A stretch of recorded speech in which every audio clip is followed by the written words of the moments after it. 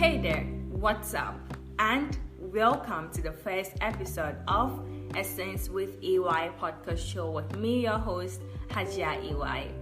On this episode, I'm going to be sharing with you one most trending item on social media that has been going on and on and on and on. And I really want to share my honest opinion about the whole situation. And this happened on the African continent. So people from Nigeria, from Ghana, from Uganda, from Zimbabwe, just mention it all. Everybody's sharing their thoughts and a lot of people are sharing this video. I know you may have chanced on a video on social media of South Sudan's president peeing on himself during a national event.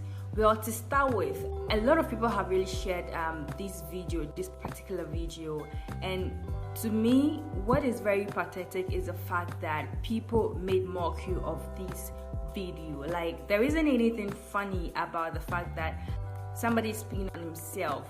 People have come out to say that he's sick. Some claim he has UTI, which is urinary tract infection.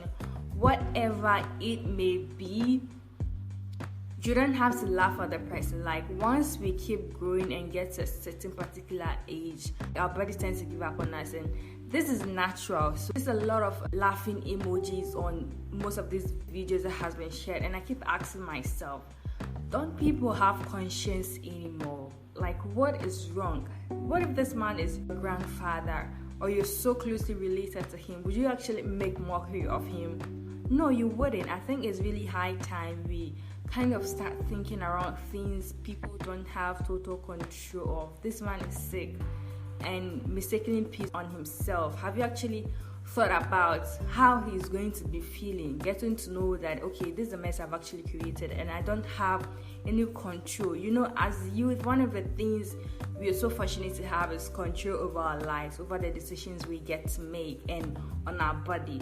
But this man is at an age that he does not have the full or the total control of his body, and it's really sad. So shame on you if you saw that video and you laughed at it. Shame on you if you shared with a laughing emoji.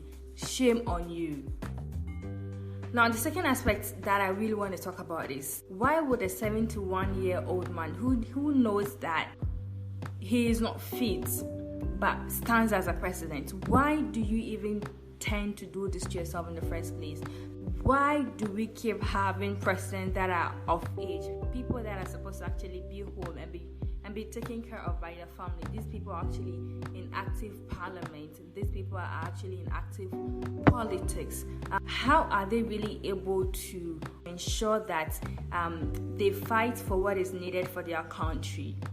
I think it's really high time that we start changing our mind around the people we vote for as presidents, and the politicians we support. It doesn't really matter if the person is good and has the best of intention. I think it's really high time that we start to pull like age barrier on people who want to be president, because I know in Ghana, if you're not 18, you can't vote. Can it be the same thing that if you exceed a specific age range, you can't be a president of a country? Say 50, so if you're a president and you get to your 50 years age duration, you have to step down. You understand? It shouldn't even exceed to 60 and 70. I think if this thing was even looked at in the first place, we may not really be having this conversation right now, talking about an older man who's peed on himself unknowingly. I just think it's high time we need to stand up as Africans, and look at these kind of things and kind of change them a bit. So once you get to 50, you have to sit down. Let the next person can be president.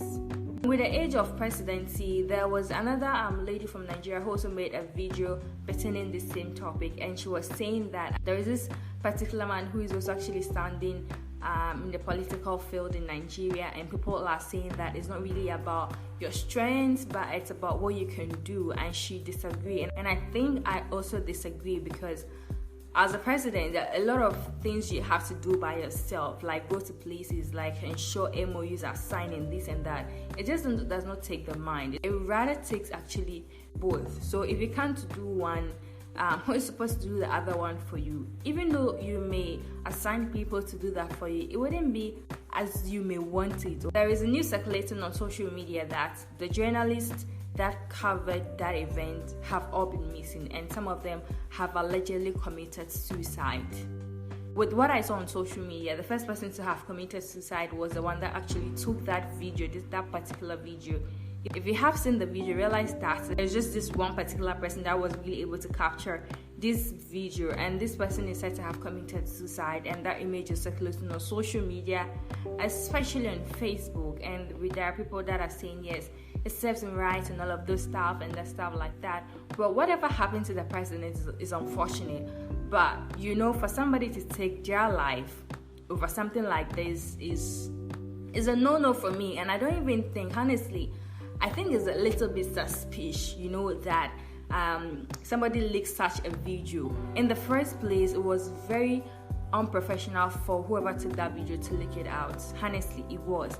And what I expected is that there should have been a thorough investigation to find out who really took this video out, and then there should be some sort of sanctions that should be meted out to this person or to the group of individuals responsible for putting out these videos on social media, really.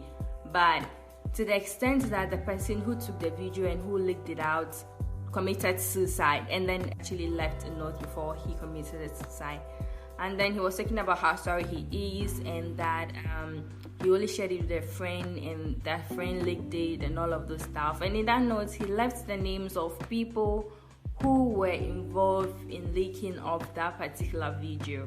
And some people are saying they think there is more to his death than just suicide. Also, why does it not make sense that this person will write the names of everybody who was there?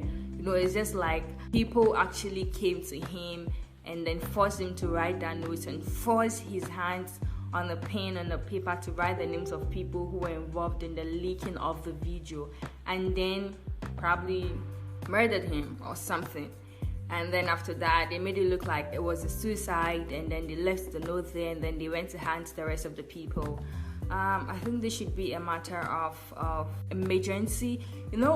Bringing this back to Ghana, during the time that some political parties that wanted the Prime Minister of Ghana out of power because they think he's not doing well, this man came out and said he's not actually leaving because he believed that we Ghanaians are his kids, so in times of difficulty, a father does not just abandon his kid. And I kind of think that was what the president of South Sudan should have done. Like, regardless, he was supposed to protect each and every person, be a thorough investigation, because it's really scary to know that journalists do not have the right anymore. Imagine a journalist who was there but didn't capture this moment, and this person is missing, and the rest of the journalists are said to have been missing. Like, they can't find them, so where are they? Either they got them and they murdered them, or they're in hiding because they're scared they're going to die, just like the other one who is said to have committed suicide. I think it's a little bit suspicious, like I said, and I think it's definitely not cool that things like this happen, especially in Africa. If you haven't watched the video, please go to social media and just type South Sudan. There's just going to be a lot of options, but due to what is in the video and due to the fact that I do not second that such videos on social media, I'm not going to share it on my page. So thank you. I really hope you enjoyed this session with me. This podcast episode is proudly brought to you and supported by AY Official. My name is Hajia AY, your host for the Essence with AY podcast show.